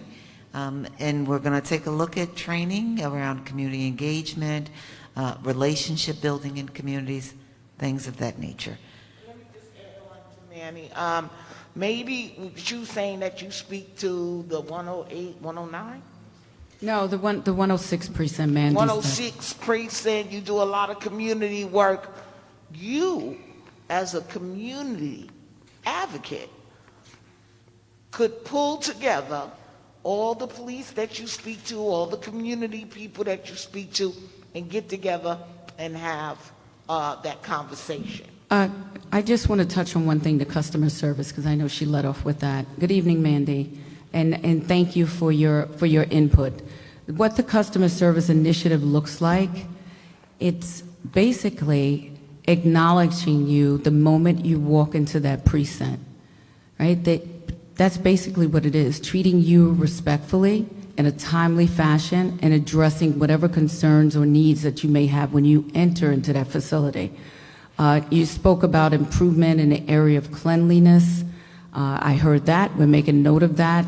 You spoke about, I think, some other things, but one thing I can assure you that we're even addressing anyone that has a disability. There were some precincts where it was impossible for a person, if they had a wheelchair, to actually gain access to the precinct, or if they needed to go up to the detectives and maybe they needed an elevator or some other assistance. All of those things I know are currently being addressed, but the reason why we have a customer service initiative is because we hear you.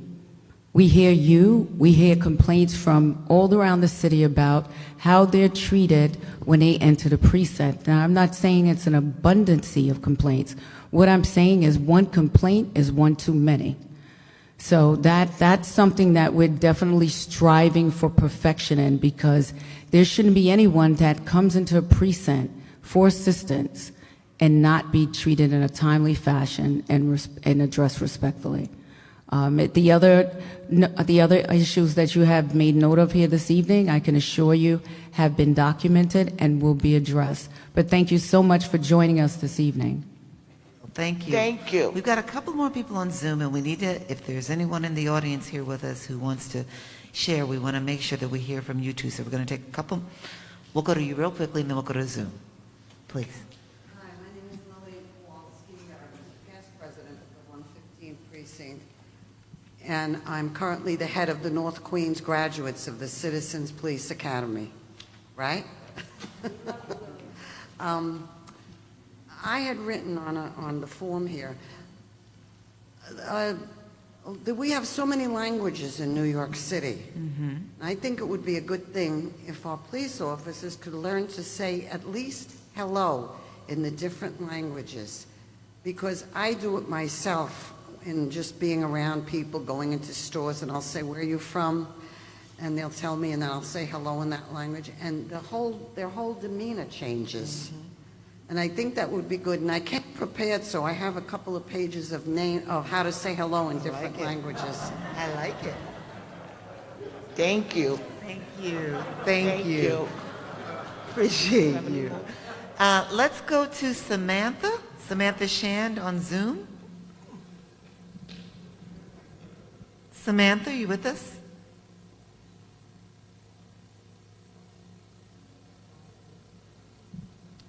Samantha? Yes, I'm here. Okay. Hi. Samantha, please begin. Hello. Hi, you're with us. Okay. Okay, we can't. We're going to go on to Kathy Kennedy. Is Kathy with us?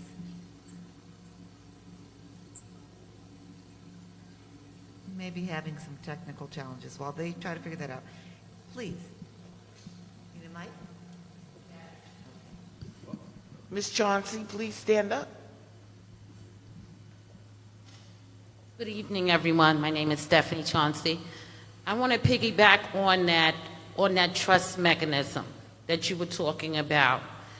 One of the reasons that it affects me on a personal level is because I've raised like 9 young black men. Now I'm a grandmother, and with my grandchildren, with the things that have arisen over the year, you know, and seeing and hearing so much on social media about how police officers are bad, they're here to hurt you.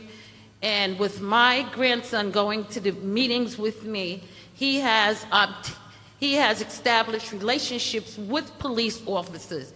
And he's gotten to the point with all of the social media and seeing so many things on the news has questioned the reliability of the police officers, the trust mechanisms. One of his girlfriend is a police officer. I mean, she's come to his school. Instead of him inviting his parents, he invited Detective LaToya McLeod to his school. So, you know, a lot of it, like you said, is perception and reality too. Because we have to be accountable as parents, we have to be accountable as community leaders, and we have to engage in these conversations, because a lot of times children are raised in their homes, you know, in particular ways, just to have distrust. You know, and as you said, you mentioned trauma. A lot of people have been traumatized in their homes. Children have seen a lot of things, so this develops, a distrust in so many magnitudes. But what I do appreciate is the fact that I see nowadays there's more community engagement, more more police engagement, and I feel like the police department is becoming more sensitive instead of being insensitive, and I appreciate that. So that's my comment. Thank you. Thank you. All right, I think we've got Kathy Kennedy on Zoom. Kathy? Hi, how are you? Hi. I have a question. I've read over the last few months that there have been a good number of instances where a police officer in one police department was let go or fired because of abusive behavior, and then is able to move on to another police department in another vicinity, another state, another town. Part of it is certainly due to the fact that maybe the hiring officers don't have the opportunity or the time to check into someone's background.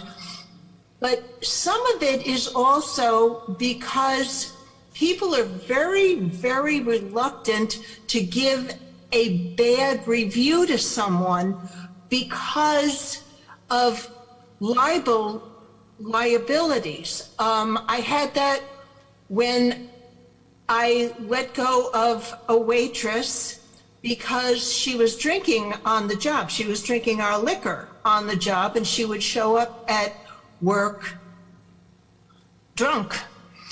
And she was then placed with another club in another part of the airport. And the manager of that club called me to ask for a reference because she was very uncomfortable with this woman. And the only thing I could say to her was, well, this woman worked for me between this date and this date, and that's all I can say. Oh, by the way, did I mention to you that we had to get new locks on our liquor cabinet?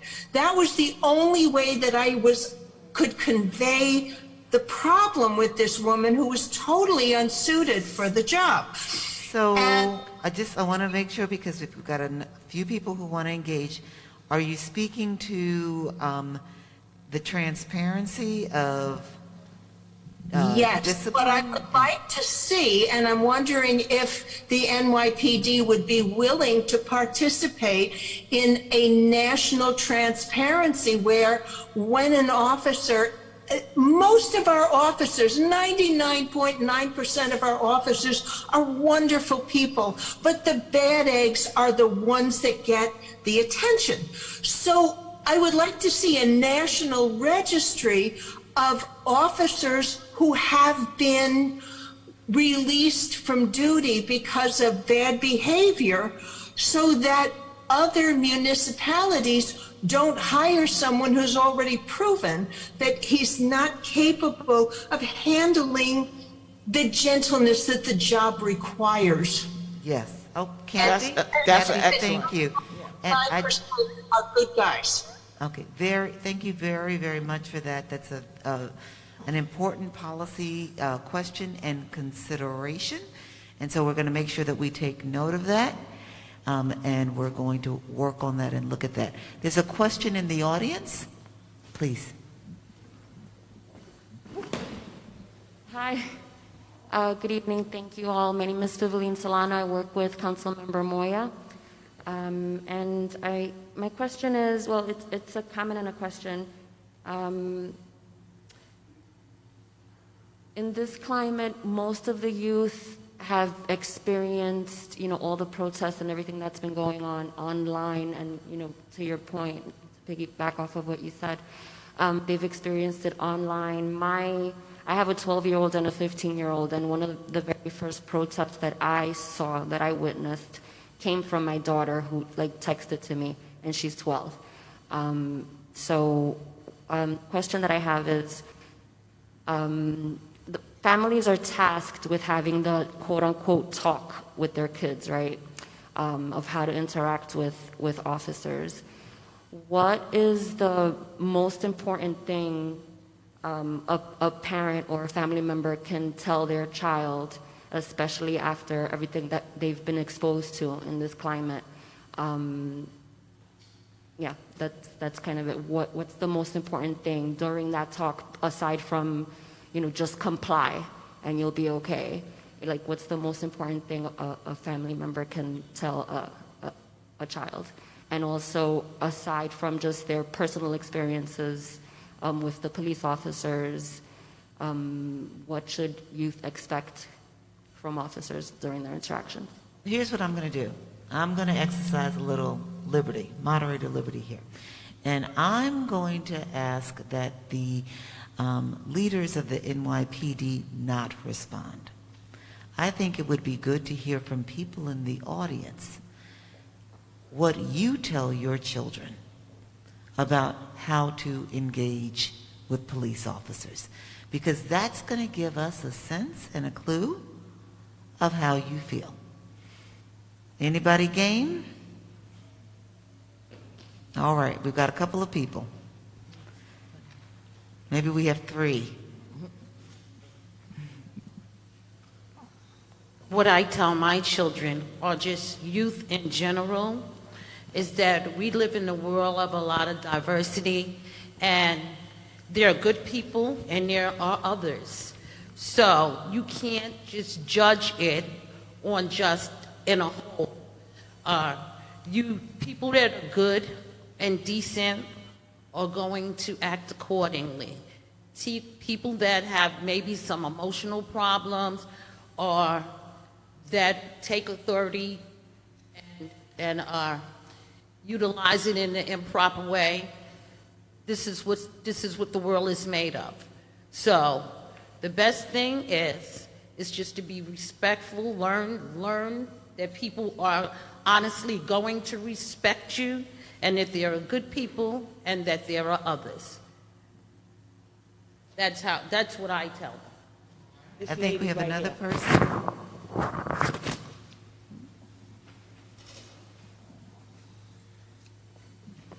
Thanks for this, by the way. This is really, really, really nice, really awesome to communicate with you guys on this forum. So I have 3 children, and I was brought up with a mom, single mom, 7 kids, so she didn't mess around, right? So she taught us respect for everyone. It didn't matter. Police officers, my teachers, everyone. She taught us, even for her, forget about it. If I didn't respect my mom, we were in trouble. So that was the old days. But now, I like to say softer, gentler communication with our kids. And I like to say that police officers are human beings, but we should have them at a certain level, because they're not your friends. I'm not your friend. So you need to treat them with certain respect and authority. But of course, if they're doing something wrong, you come and tell me. If someone else, your friend's doing something wrong, you tell me. But by no means are you going to talk back to them. Are you going to disrespect them? And that's just something that I teach in my household. And hopefully, when they're with their friends, they teach the same thing to their friends. Because if you don't respect somebody, you're going to get in trouble. And is it going to be me, or is it going to be an officer in uniform? But that's in our household. So it's very helpful. Thank you. Got one more person? Thank you.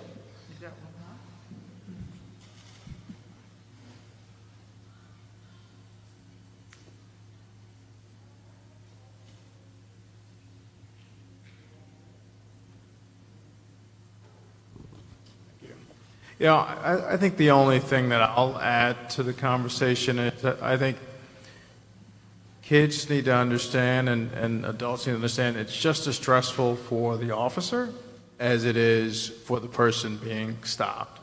So, you know, going the extra mile, trying to be respectful, over-communicate a little bit, you know, or under-communicate depending upon what you're being asked to do will go a long way. You know, as the woman said, they're human too. You know, it is just as stressful for them when they stop you, because they don't know what's happening in many cases. So I think it is incumbent upon, you know, to let your children know that yes, be respectful, comply. And understand the situation is really the best that you can do. And if it goes beyond that, you don't need to handle it right then and there. You can step back from the situation and go to the precinct, or tell someone that can go to the precinct, and they can handle it that way. Very helpful. I'll just quickly add, as a mother of two, that I have a son who's 18 and I have a daughter who is 23. And I tell them to have a healthy respect, but also a healthy fear of a police officer. Because at any point in time, because of tensions or other things can happen. And so you have to have some deference. You have to have respect. You can't just be out there engaging the way that you might on any other, with a friend going back and forth. So, all right, we've got just a few more minutes, and we've got a few more people. I don't know, April, if you're hearing from anyone. We did have a comment that came in that I just want to read real quickly. This comment came in from Eva Robin. Okay, I'm going to read it just the way she wrote it. I want to love the police. I want to trust them, to work with them, to admire and respect and look up to them. But we need you to like us, love us, understand our humanity, our situation, our perceptions, and feel like you are there to protect and serve, not punish, not judge. Cops are not enforcers of the law. They are here to protect all of us. Supposed criminals are still citizens. Go into each situation protecting everyone and allow the judicial branch to enforce the laws. Protect and serve. All right, let's see. Do we have any other people, April? No, I don't think so. Is there a Caitlin Tabasco? Hi. Hi. Hi. Thank you so much for doing this. I am a recent college grad. I'm in grad school right now, but I did my undergrad in criminal justice. And one of the things that my school was really open about was talking about just about all of the problems that there are in the justice system. And something else that we have done was I was involved in a group called, it was the Organization of Justice Studies, and through that club, I was able to take a field trip to NYPD, and I know some of my other fellow classmates, they did ride-alongs with officers, and I think that that's a great way to build that engagement and build that trust, because when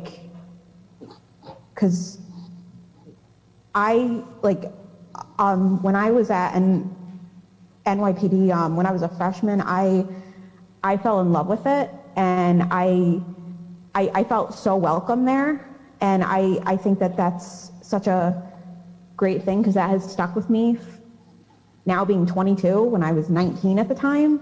And I think that, just keep doing what you're doing, because I look up to you guys a lot. So thank you for that. Thank you. Thank you very much. Thank you for your comment. We have another we have from the audience, please. So Mr. Wu.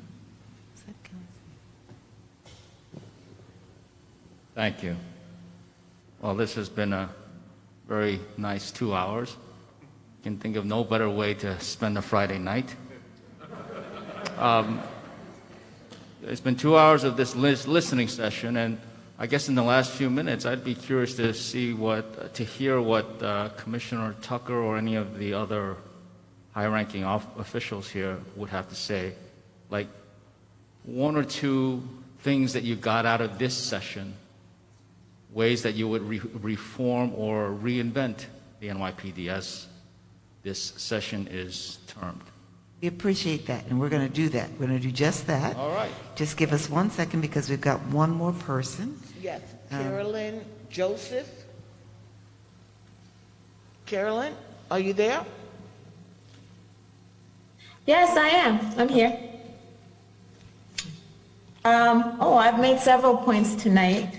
I guess the one thing I would ask is, especially for young people, because I work with a lot of young people, how can we partner up with the NYPD to do more programs for young people? My office has already been successful in working with some precincts, but we find it hard when we try to reach out to new precincts to try to do programs together, because it seems to work well when we do it with NYPD, because the kids are very receptive to us because we're not cops, but we're lawyers, so we're able to have really good conversations and talk to the kids about, how to respond and, that not all cops are evil, et cetera. So how can we go about creating those partnerships? So I have a suggestion. Was it April? I'm sorry, I forget the name of the speaker. Carolyn. Carolyn, hi, it's Chief Holmes. So you can reach out to our community affairs chief, Jeffrey Madry, and I'm quite sure he'll be more than accommodating to your needs. Okay, great. Okay. Thank you. You're welcome. 8:57. We appreciate all of you for being here, those who joined us in person and those who joined via Zoom and via Facebook. There will be another 6 sessions, another 6 events, another one in Queens, and then there'll be 2 in the, 1 in the Bronx, 2 in the Bronx. 1 in the Bronx. 1 in the Bronx, 2 in Brooklyn, 2 in Manhattan. So be sure to be on the lookout for those as well. I do know that Commissioner Tucker is going to close us out. I don't know if Chief Holmes has a final word that she'd like to share, but it's been a pleasure to be with you all this evening. I thank everybody, and it's been great being with you, April. Thank you, Jennifer, as well. Thank you all and for the consideration in having me. I appreciate all of you here. Thank you so much. So I just want to thank everyone. This has been a great evening. All of us, right? I often say this, and I think about Stephanie when she said good people. My mother always said good people are good people, bad people are bad people, right? But one thing I know is that we all can't do this without each other's support. So thank you for being in attendance this evening. I want to thank all the officers from behind the scenes that work hard and for all the logistics and putting this together and finding the location. And you just don't realize how much goes into this, especially with the COVID-19 aspect that we're actually have to work under. So with that, I'll turn it over to our first Deputy Commissioner, Commissioner Benjamin Tucker. So I'll second Juanita's comments. This has been an amazing session, frankly. And I told you earlier, I've been doing this a long time, and I've attended, I don't know, thousands of meetings like this in some ways, with gatherings, with conversations with police and community.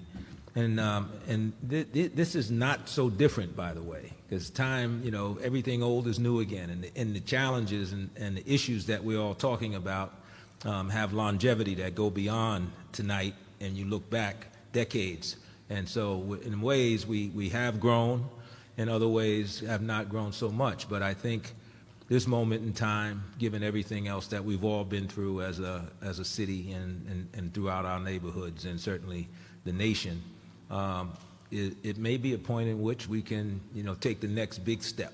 And I'm convinced we can. We talked about training, we talked about community engagement, we talked about recognition and promotion, who people care about officers, and so alternatives to how we solve this mega problem of dealing with emotionally disturbed persons, and whether the question whether police should actually be responding to those calls. I will tell you that no matter what we do, and I've dealt with this issue for the last 30 years, on and off, and we've come up with co-response as a way to deal with it. But when you have 171,000 calls for service for EDPs, and you find it really, it's not real practical to figure out how you could afford to have the proper kinds of responses, even under the co-response model. We talked about diversity and in a variety of ways, and EDPs, again, and a good conversation about community engagement and what that should look like. And in a different context, it came up when we talked about proactive versus precision policing as well. And we talked about love and respect and how we interact with each other, which is really at fundamentally the foundation of how we get along and what should be the case almost every single time. And we talked about justice and fairness and equity as it relates to police doing their job. Police exist for a reason, to protect and serve you.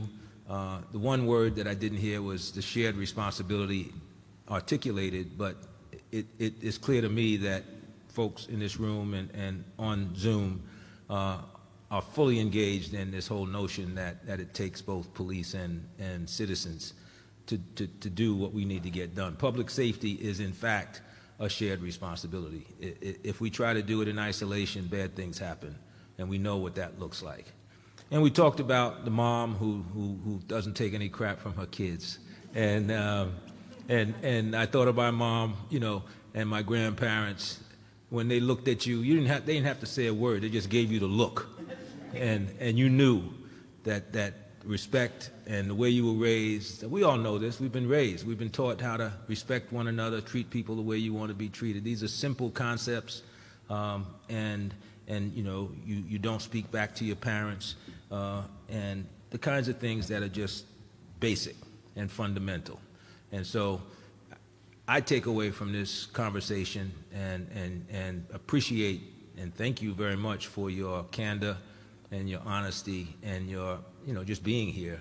Those of you who contributed online as well, on behalf of Commissioner Shea and the rest of our team here, but also all 55,000 members of the department. Remember, we're talking about 36,000 officers, but we're also talking about 19,000 civilians who help us get done what we need to get done to keep you all safe. So thank you very much for your time and your comments, and we look forward to reviewing those and factoring them into whatever we do next. Thanks a lot. Have a good evening.